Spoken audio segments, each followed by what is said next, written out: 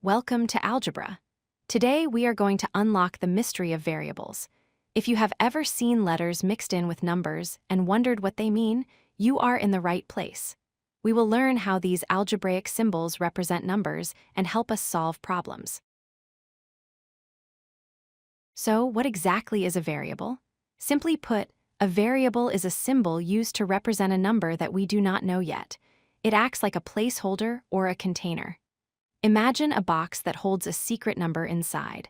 Until we open the box or solve the problem, we just see the label on the box. That label is our variable. You might wonder, why do we use letters? Why not just leave a blank space or a question mark? Well, using letters like X, Y, and N is standard because it is faster and clearer. If we had complex problems with many unknown numbers, question marks would get confusing. Letters give us a unique name for each unknown value. Let us visualize a simple equation using a balance scale. Here we have x plus 3 on the left and 7 on the right. The scale is balanced, which means the total value on the left is equal to the value on the right. Our goal is to find out what value is inside the red x box to make this true. To find the value of x, we need to think logically. If some number plus 3 equals 7, we can ask ourselves, what number do I need to add to 3 to get 7? By subtracting 3 from 7, we find the answer. The value of x is 4. We have solved the variable. While you can technically use any letter as a variable, mathematicians have some favorites.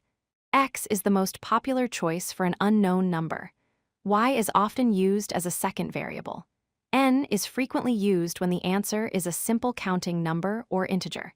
But remember, the letter itself does not change the math. It is just a name. The word variable comes from vary, which means to change. The letter x does not always equal 4.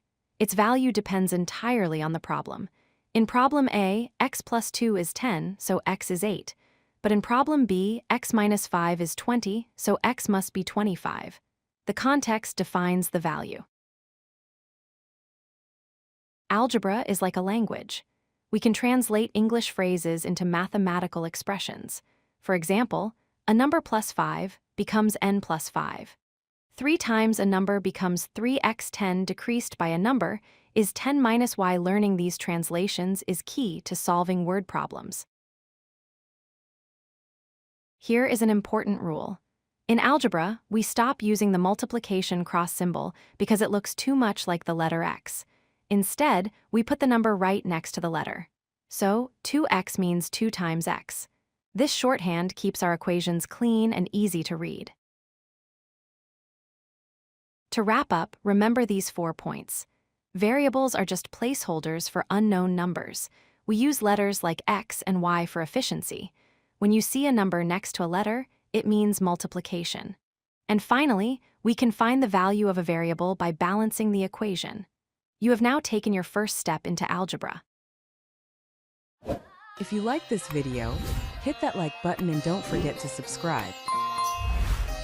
Visit codelucky.com for more such useful content.